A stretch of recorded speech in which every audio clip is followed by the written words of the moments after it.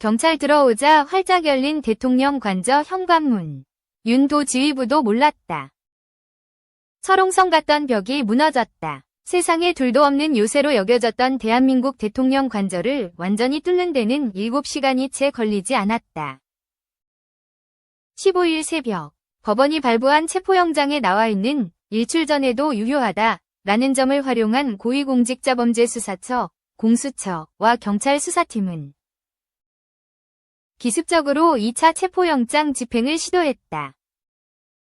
1차 체포영장 집행 때와는 달리 대통령 경호처 소속 경호관들은 스크럼을 짜거나 몸싸움을 하지 않았다. 우려했던 불상사 역시 전혀 없었다. 무기나 총기를 든 경호관을 찾아볼 수 없었다.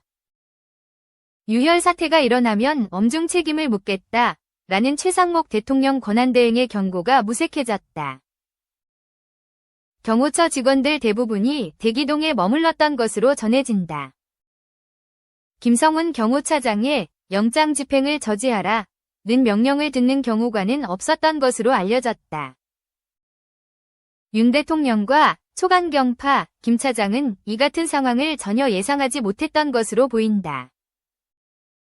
경호처 내부 관계자 전원에 따르면 김 차장은 이날 새벽에도 관저를 돌면서 경호관들에게 잘 대응하자는 식으로 다독였다. 적극적으로 체포영장 집행을 막아 대통령을 지키자는 뜻을 하달했던 것이다. 관저 현관문 쉽게 열려 윤 대통령도 경호처 핵심 간부도 몰랐다. 지난 13일에는 초강경파로 분류되는 경호처 핵심 지휘자가 윤갑근 변호사, 윤 대통령 변호인 위 요청을 받고 경호처 직원 약 70명을 불러 모았고 윤 변호사는 경호관들이 경찰을 체포할 수 있으니 위축되지 말라는 뜻을 전했던 것으로 전해진다. 윤 대통령의 뜻이 담겼을 것으로 보이는 이 말을 들었던 경호관은 이날 어디에도 없었다. 심지어 윤 대통령과 김 차장 등이 전혀 예상하지 못했던 일도 벌어졌다. 1차, 2차 저지선을 뚫고 3차 저지선까지 뚫은 공수처 경찰 수사팀은 이내 대통령 관저 현관문을 열고 내부로 진입했다. 윤 대통령과 김 차장 등은 관저 현관문이 열릴 것이라고는 전혀 생각지 못했던 것으로 전해진다. 내부 진입을 당연히 막을 수 있다고 생각했던 것으로 보인다. 정치권 관계자들은 이 같은 경호처 와해는 상대적으로 온건파였던 것으로 드러난 박종준 전 경호처장의 사퇴경찰 출석 때문이라고 해석하고 있다.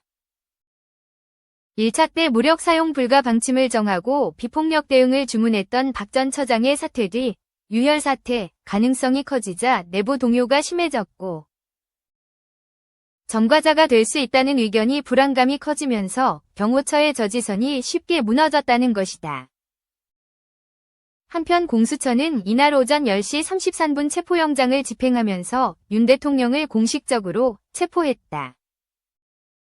체포된 윤 대통령은 유혈 사태를 막기 위해 체포영장 집행에 응하는 것일 뿐 공수처의 수사를 인정하는 것은 아니라며 대한민국의 헌법과 법체계를 수호해야 하는 대통령으로서 불법적이고 무효인 절차에 응하는 것은 이것을 인정하는 게 아니라 불미스러운 유혈 사태를 막기 위한 마음이라고 말했다.